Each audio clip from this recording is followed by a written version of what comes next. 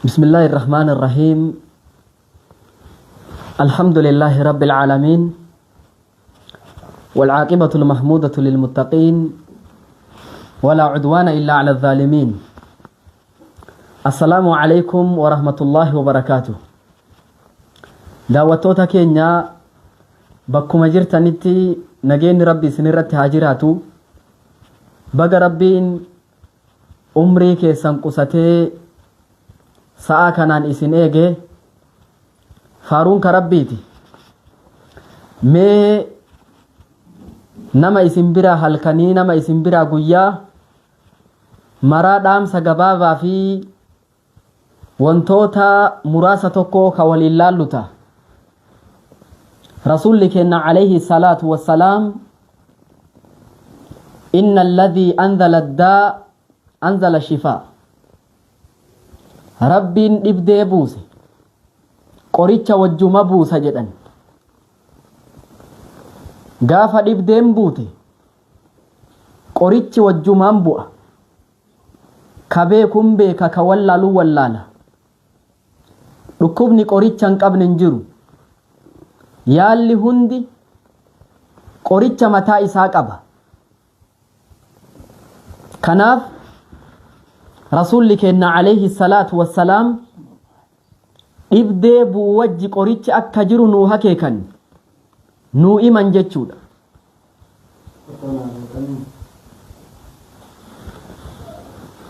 Kanaaf obboleeyyan kiyyaa mee guyyaa irraa waa'ee silaa ruqyaa sharciyyaa jedhamu wantoota gabaabaa tokko jedhee yoo rabbi fedhe immoo waan silaa qabatamaan ta'e tokko isin garsiisa. Rasuulli keenya alayhi salaatu wassalaam hedduu dhukkuba gadaa isaa argame qorichatti akeekan, ka silaa achi duuba dhufullee qorichatti akeekan. Qur'aanni rabbi akka jirutti hundi qoricha.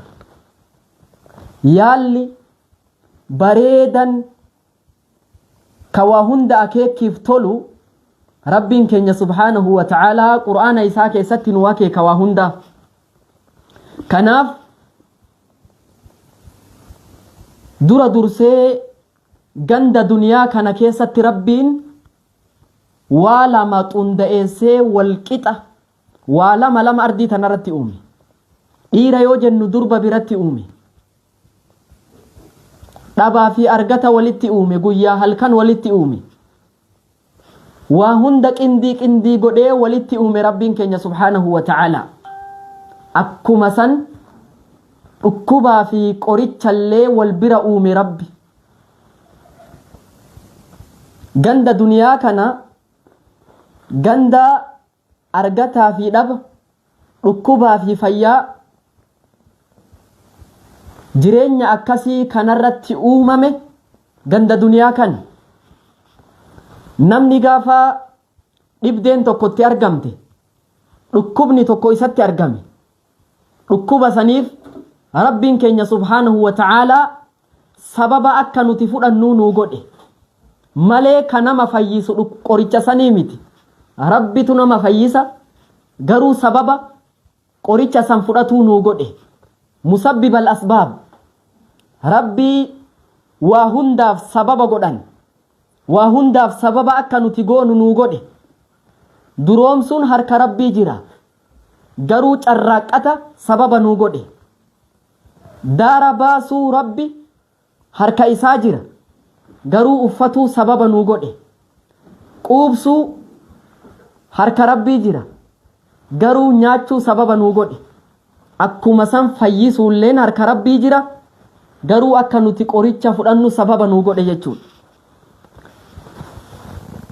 Dhukkuba ardii tanarratti argamu, dhukkuba hedduun namaa ittiin du'u.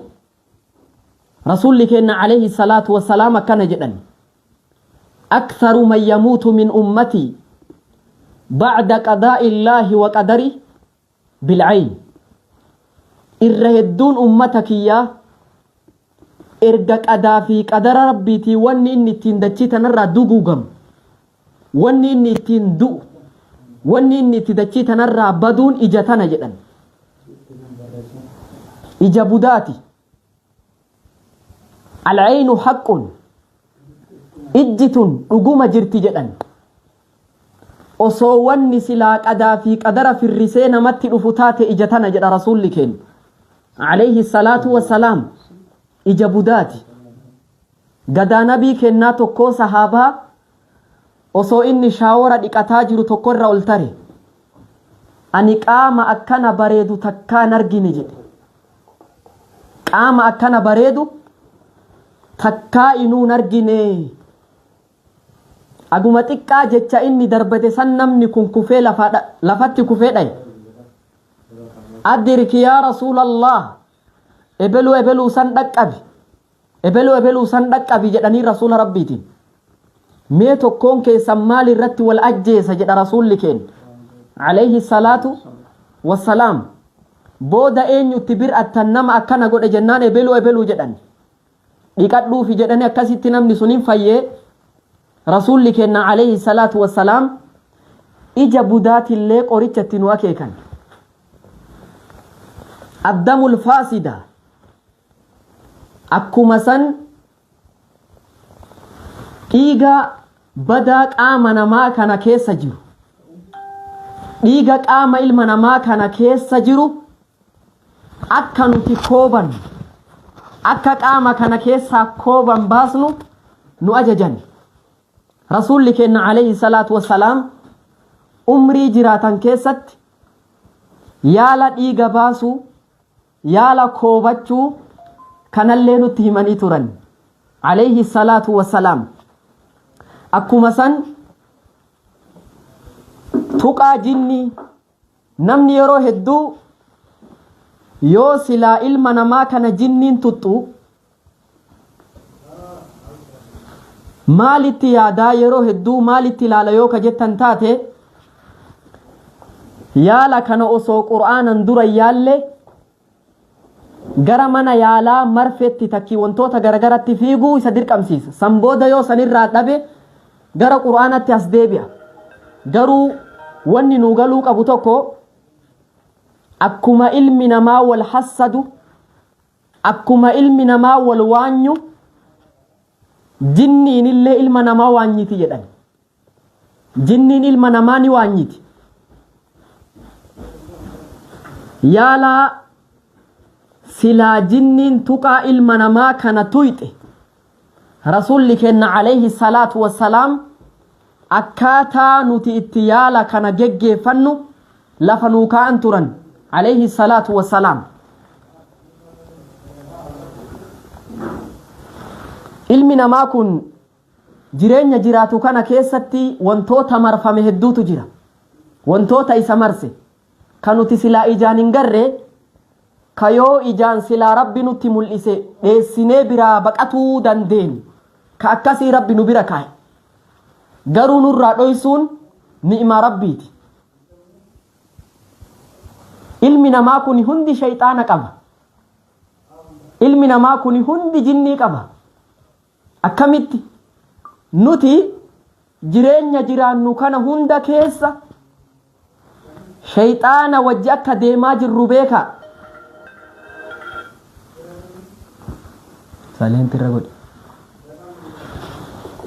jireenya jiraachaa jirru kana keessatti shayxaanaa fi jinniin akkanatti nu wajji deemti nama garii shayxaanni isaa huqqatee isa sodaataaf jecha shayxaana birootitti ebeluu zikriidhaan istigfaaran khayrii dalaguun akkana na huqqise jettee walitti lallabdi jinniin tun maaliin ofirraa dhorguu dandeetta ruqiyaa shari'aa kana waan walii galuu qabnu tokko hattan ilmi namaa kun yoo irriba ofii rafuu deemu shayxaanni sansalata itti hidhatu qaba ilma namaa kana sakaalli shayxaanni ilma namaa itti hidhu ka akkasii jira abi hureeran radiyallahu anhu ardaa gaafa tokko wakkalani rasuulullaahi bihifzi zakaati ramadaan zakaa ramadaanaa midhaan sindee fi timira wantoota garagaraa walitti qaban eegi jedhaniin Abi Hurairan eegaa jira. Osoo Abi Hurairan midhaan zakaa eegaa jiru namni ani takka argeen bayne natti dhufe jedha Abi Hurairan. Natti dhufee midhaan kana hammaarrate harka isaa qabe. Yaaboo hin rakkadhe. Ilmootu natti beela'e. Manaa gandi beelatti jira hin qooqe. Hin rakkadhe gadi na furi jedhe. Abi Hurairan gadi lakkise. Guyyaa lammaffallee borumtalleen deebi'e. Midhaan Abi Hurairan eegumsaaf bira taa'aa jiru dhufee hammaarratutti seene ammallee harka qabe. Yaa boo rakkadhee nyaanni kaleessaa ani fudhadhe nan geenne ammallee jedhee rakkoo itti himate Abi Hurairan gadi lakkise. Yeroo sadaffallee borumtalleetti deebi'e. Abi Hurairan akkasuma harka qabe. Amma marroo taraa sadiinatti deebite. Hayyee taraa sadaffaa Abi Hurairan harka qabee amma rasuulatti si fidaa. Rasuula rabbiititti si fidu malee akkanatti gadi sin furu jedha Abi Hurairan. Yeroo kana mee waa si barsiisa. Mee gadi na furii. Waa si barsiisa. Mee gadi na furi jedhe. Abi Hurairan beekumsa baratu irratti futuna guddaa qaba. Maal hajamte jennaan aayata wahii si barsiisa. Kayoo ati saqaraate shayxaanni jinniin sittin dhiyaanne aayata akkasii maal na barsiista jennaan aayata al-kursii Allahu laa ilaaha illaa huwa al-hayyul qayyuum. Yoo ciisicha kee eddoo irriibaa kee geette yoo kana qaraate tiisaan rabbi biraa ta'e sirraa hin deemu rabbi si tiisa tiknanni rabbi sirraa hin deemu aayata kana qabadhu jedhe. Abi Hurairan dubbii kana qabatee dubbii kana fudhatee rasuula rabbiititti dhufe alayhi salaatu wassalaam.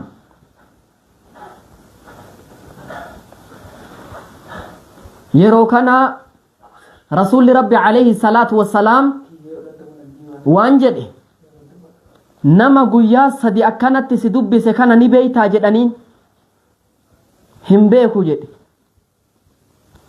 Bar shayxaana guyyaa sadi akkanatti dubbiste inni in kijibe garuu dubbiin isaa dhugaadha jedhan. Inni kijibaadha dubbiin isaa sun dhuguma jedha rasuulli keenya alayhi salaatu wassalaam. Kanaaf aayatoota qur'aanaa keessa meerkurii qur'aanni rabbiif keessaa qabu keessa aayatal kursiidha jedhan. Meerkurii qur'aana rabbii kanzii warqii bareeda kayoo itti qabattee isa tolchite shayxaanni silaa sitti kutee dallawa kee seenuu hin dandeenye rasuulli rabbi alayhi salaatu wassalaam akkanatti lafa nuu ka'an. Akkuma san yaala sharciyaa kasilaa qur'aana ruqiyaa bareedaa godhamuu qur'aana rabbii keessa rasuulli akeekii nuu godhan keessa irra guddaan suuraa faatihaati. Suuraan faatihaatuun suuraa aayatoota biroorraa wantoota hedduun gargar taatu. Suuraan faatihaatuun suuruma jalqaba qur'aana irra jirtu ta'uu wajjiin yaala bareeda qoricha bareeda of keessaa qabdi jedhan. Abbaan Sa'iidan al-Khudrii gaafa tokko sahaabota wajjiin fuunee imala wajji baane ganda tokko qubannee keessummooma barbaannee jennaan fa'aboo hin didan jedhe. Gaafa jarri nu keessummeessuu didan ganda sanirraa achi siinee bultiidhaaf deemne jedhe gaafa nu bultiitti seennu gaafa nuti hirriiba keennaaf achi deemnu ludiga mootichi ganda saniin iddame jedhan qaajibbuutu ganda san mootii idde jedhan mootii ganda sanii qaanjibbuun hidditee yaala bitaa mirgaan kaabaa kibbaan soqanii bakka mara dhaban keessummoonni eda nuti bultii dhorganne sun yaala kana beekuun oolanii jara san bira nu deemsisaa jedhan hin deeman gaafannaan qoricha harkaa qabna sharxii qoricha sanii re'ee nu gumaachaa jedhan akkanaan isiniin kenninu bultii nu dhorgitan buluu nu dhorgitan yoo isin re'ee gumaacha nu gootan nuti immoo yaala kana isinii kennina jedhan gaafa yaala kana kennuuf deeman abbaan saciidan al-khudrii suuruma faatihaa qofatti qaraane jedhe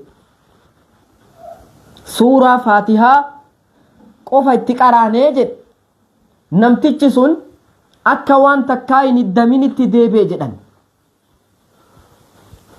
achii gaafa geeffatan re'ee sanillee fuudhanii osoon qoodatiin shakkiidhaaf way wanni nu goone kun dogongora ta'innaa jechaa sodaatanii rasuula rabbiititti dhufan alayhi salaatu wassalaam rasuulli rabbii itti jajjabeessan bareeda goote baga goote akka waan jedhanii qabdu jechuu kennuudhaaf akkas jedhaniin jedhan rasuulli kenna alayhi salaatu wassalaam irratti kanaaf wantoota silaa rasuulli kenna alayhi salaatu wassalaam yaala jedhaniitti nu ajajan wantoota shar'iin rabbii heeyyamtu ka akka koobaa ka silaa hayyaaf wan neetworkii nu rakkisaa jira kanaaf rasuulli kenna alayhi salaatu wassalaam dhaamsota silaa ruqyaa shari'iyaa kanaan wal qabatan ka hedduu jiruu isaanii qaama isaaniitiinuu akkasitti nu argisiisan kana warra waan dhagahetti fayyadamuun haa godhu isiniin jedha